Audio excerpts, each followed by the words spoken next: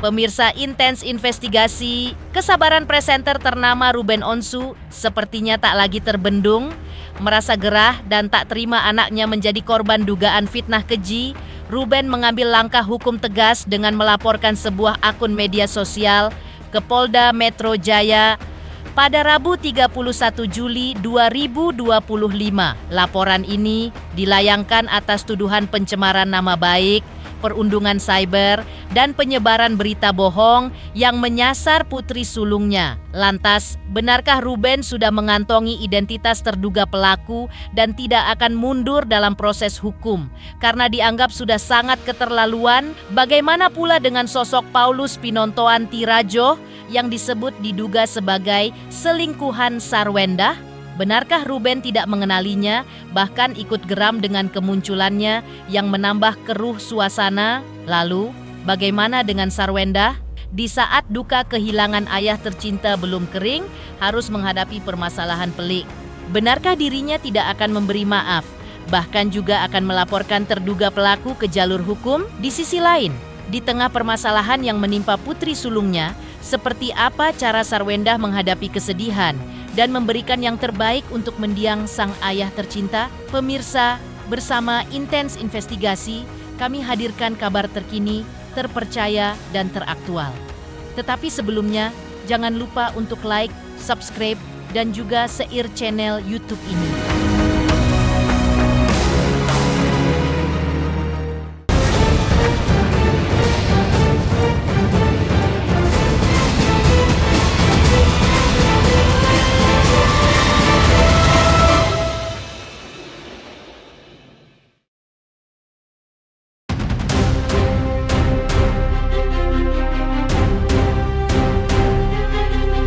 Orang tua mana yang tidak marah jika buah hati mereka disakiti oleh orang lain?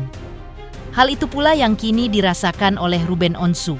Merasa geram dengan serangkaian fitnah yang menyasar putri sulungnya, Ruben secara resmi melaporkan akun Vinaran ke Polda Metro Jaya.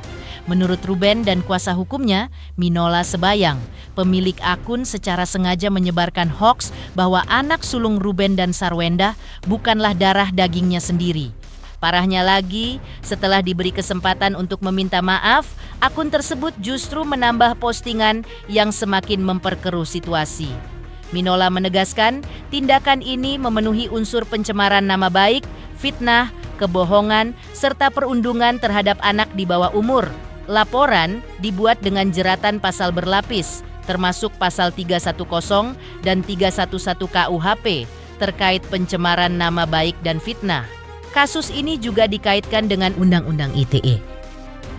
Pasal 27, Jungto Pasal 45, Jungto Pasal 32, Ayat 1, dengan ancaman pidana hingga 8 tahun penjara.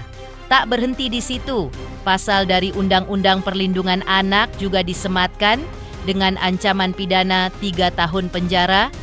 Jadi hari ini saya dampingi Ruben Onsu untuk melaporkan pemilik akun, ya, pemilik akun Vina.ran, ya. Kita sudah tahu bersama beberapa hari ini bahwa di akun tersebut telah memposting, mentransmisikan satu informasi yang tidak benar, ya, mengandung unsur pencemaran nama baik, fitnah, kebohongan, ya, bullying kepada anak di bawah umur. Jadi sudah diberikan kesempatan yang cukup oleh Ruben Onsu kepada pemilik akun itu untuk minta maaf, untuk menghapus, untuk secara gentleman mengakui kesalahannya. Tapi yang dilakukan malah menambah postingan, ya, menambah postingan. Nah, jadi ini kan sepertinya dia merasa bahwa apa yang dia lakukan itu tidak salah, tidak ada kesadaran. Sehingga akhirnya Ruben sampai pada satu keputusan untuk melakukan upaya hukum. Ini laporan kita sudah diterima, ya. Prosesnya pasti melalui tahap gelar perkara dulu untuk melihat apakah ada unsur, melihat bukti permulaan yang cukup, dan ternyata semua yang kita lakukan, yang kita bawa hari ini sudah dapat diterima, diberikan rekomendasi oleh Dit Cyber, ya, dan kemudian kita bisa buat laporan hari ini.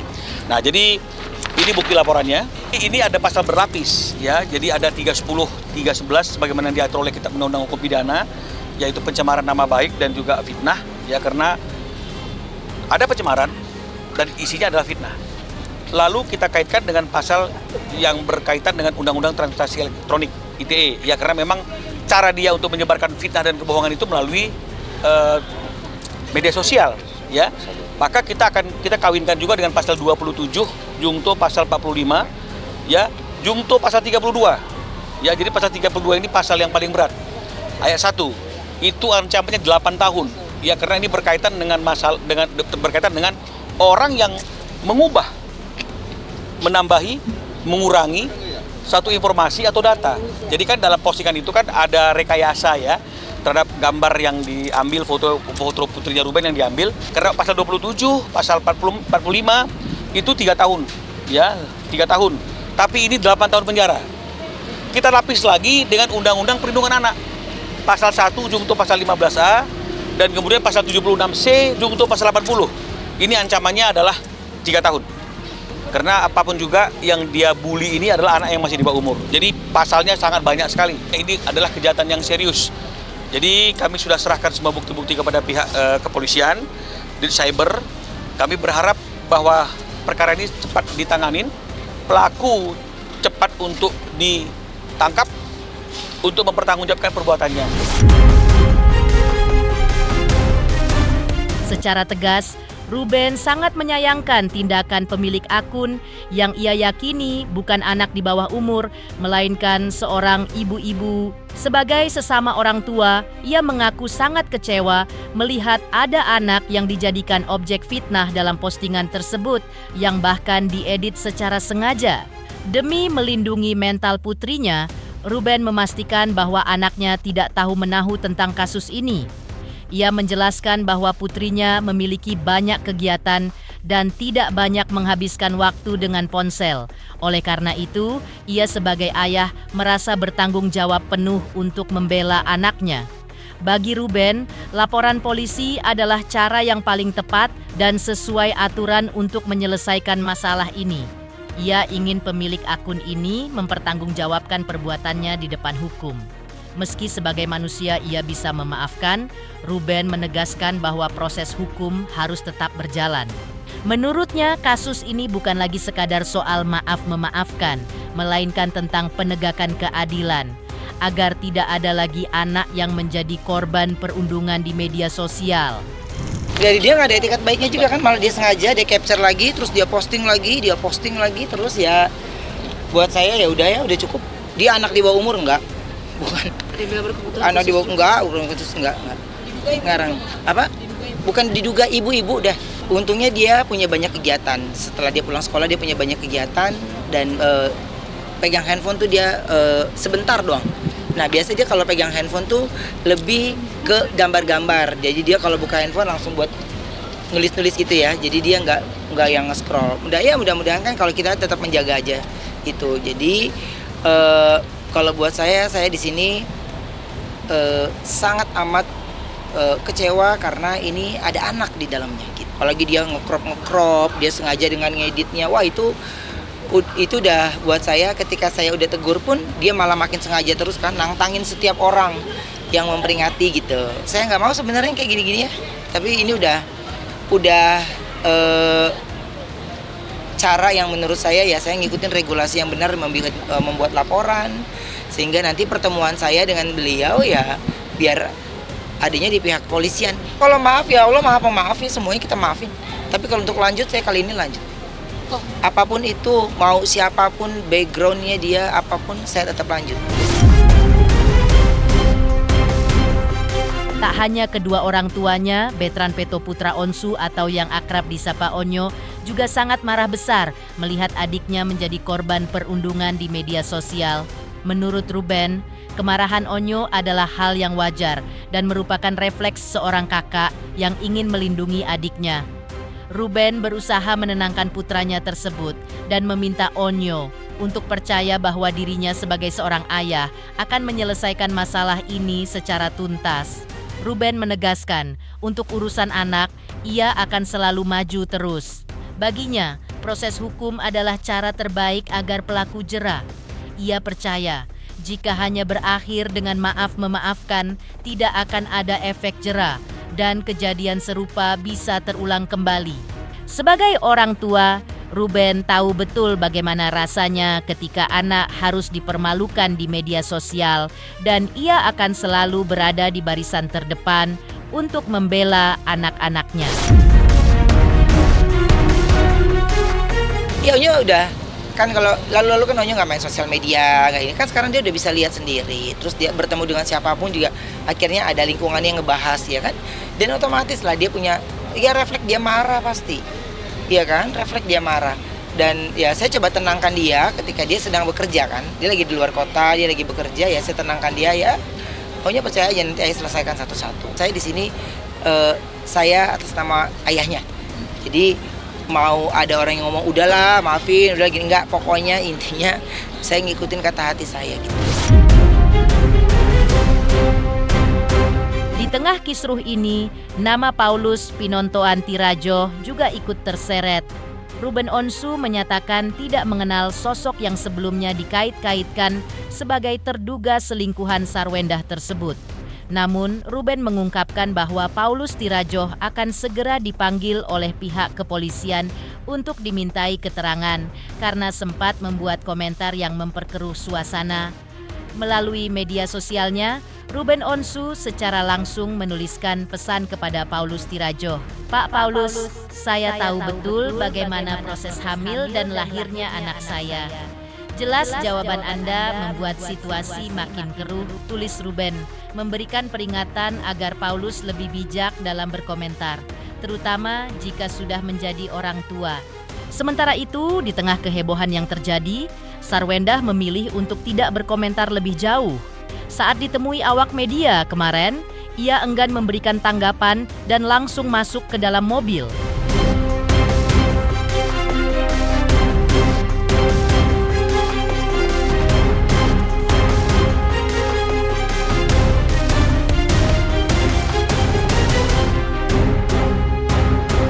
Kenalnya kagak, gue kagak paham. Lihat mukanya gue baru di situ. Tapi kan dia ikut-ikutan komen kan. Ikut-ikutan komen, ya nanti kan dari cyber kan pasti akan berkembang ya. Pasti akan berkembang gitu ya. Jadi mungkin ya mungkin beliau akan dipanggil, akan diminta pertanggungjawaban atas apapun yang disampaikan dalam medsos tersebut, kan begitu. Kalau kita udah jadi orang tua, tahu rasanya ketika anak lo harus dipermalukan di sosial media, ini jejak digital seumur hidup akan dilihat. Tapi minimal yang dilakukan sama orang tuanya, ya dia akan ngelihat. Jadi ketika dia lagi dihujat, lagi dipermalukan, ada orang tua yang membelanya. Bunda akan melaporin langsung. Bunda tadi ayah ngelaporin, gimana nih Ciwen? Ruben ngelaporin. Lalu, bagaimana dengan Sarwendah? Di saat duka kehilangan ayah tercinta belum kering, harus menghadapi permasalahan pelik. Benarkah dirinya tidak akan memberi maaf, bahkan juga akan melaporkan terduga pelaku ke jalur hukum? Untuk intens investigasi, kami sudah mencapai 3 juta subscribers di YouTube. Sukses selalu dan all the best.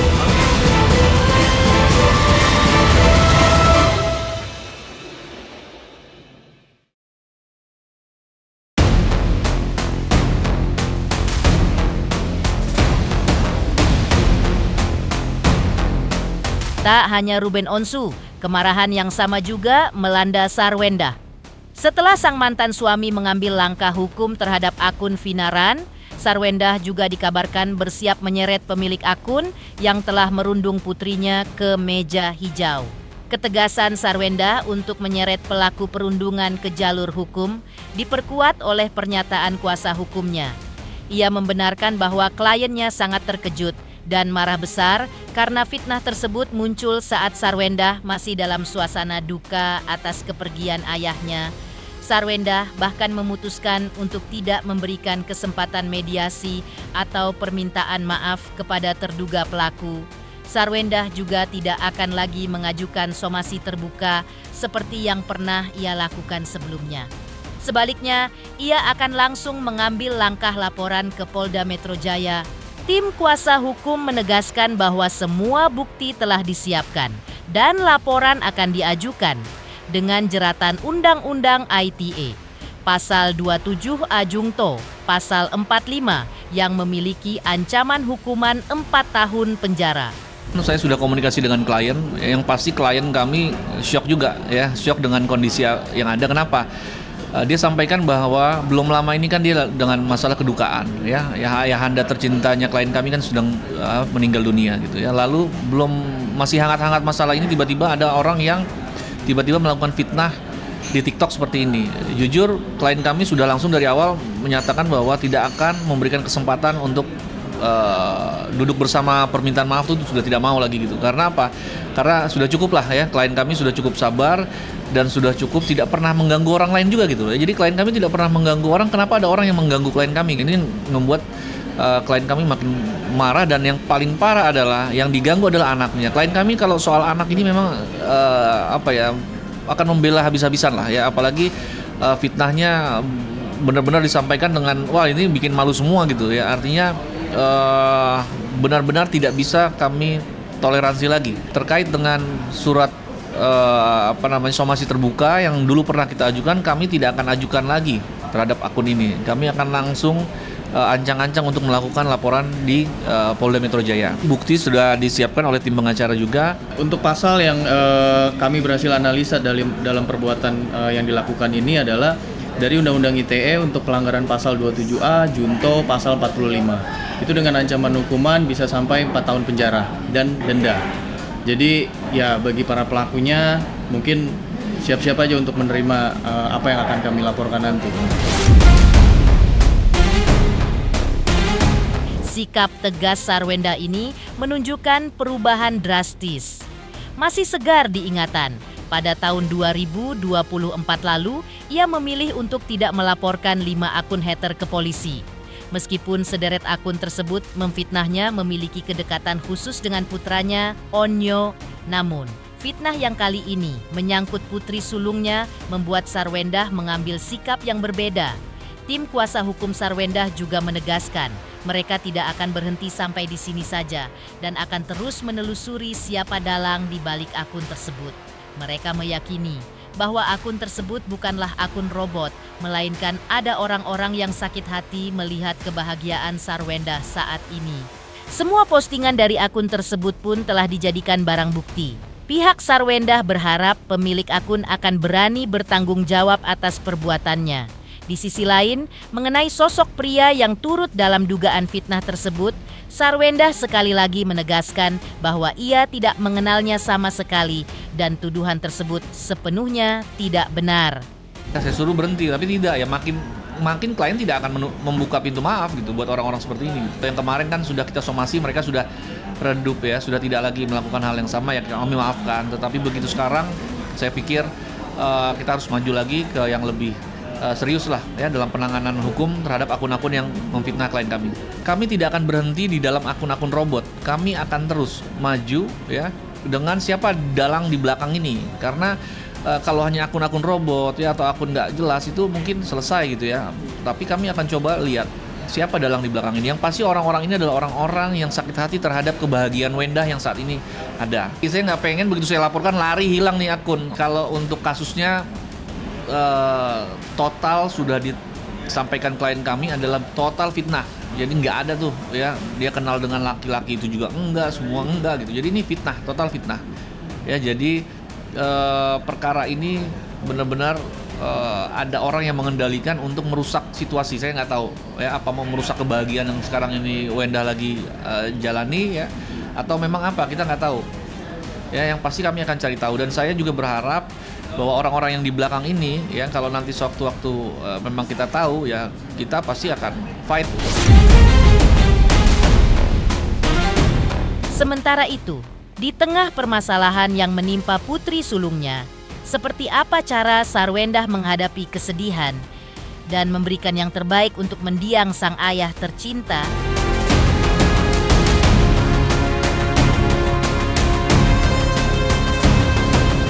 Selamat untuk intens investigasi 3 juta subscriber, luar biasa sekali 3 juta. Ya pokoknya semakin sukses lah dan bisa menghadirkan sesuatu yang memang baik untuk kita.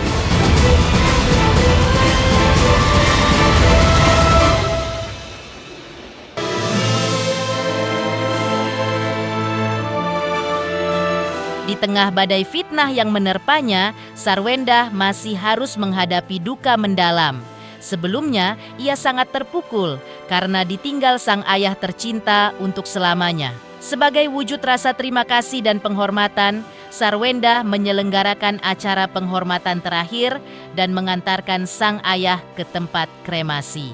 Ia berusaha memberikan yang terbaik untuk kepergian ayahnya. Sarwendah pun memastikan semua prosesi berjalan dengan baik, sebagai bentuk pengabdian terakhirnya kepada sosok yang sangat ia cintai tersebut. Menurut Sarwendah, rangkaian acara penghormatan terakhir hingga proses kremasi dilakukan dengan penuh ketulusan dan rasa cinta. Hingga ia pun menyebut bahwa ini adalah cara dirinya mengucapkan terima kasih yang terakhir kepada sang ayah, sosok yang selama ini begitu berarti dalam hidupnya. Di tengah suasana duka mendalam atas kepergian ayah tercinta, Sarwendah mengungkapkan bahwa tidak ada pesan terakhir yang disampaikan sang ayah. Namun, baginya, setiap hari bersama sang ayah selalu penuh makna dan jadi kenangan yang tak tergantikan. Ya berat lah, aku juga nggak tahu kalau misalnya di satu sisi aku yang harus megang fotonya, karena dari kemarin aku sengaja nggak mau ngeliat fotonya, karena setiap kali aku lihat aku selalu mikir sedih lah pastinya gitu. Jadi ketika tadi cuman sambil ngobrol aja di dalam hati sama papi, ya semoga papi jalannya lancar, semuanya baik-baik aja, dan cuman bilang sama papi, tenang aja di sini, mami pasti kita jagain dengan baik. Kalau di rumah ketika anak udah tidur gitu, terdiam sendiri tuh kayak sedih, masih ada sedih lah. Karena kan kadang papi juga ada nginep di rumah. Dan kalau ada nginep di rumah, dia tuh selalu masuk ke kamar aku gitu, kayak ngecek anak aku udah tidur belum ya. Kalau belum tidur pasti dia ngobrol sama aku. Jadi kayak masih ada rasa sedih gitu. Tapi kan harus ikhlas. Demikian pemirsa, kabar terkini, terpercaya, dan teraktual yang kami hadirkan hari ini. Pemirsa Intens Investigasi, jangan lupa saksikan terus Intens Investigasi, dan pastikan jangan lupa untuk like, subscribe, dan juga share channel YouTube ini.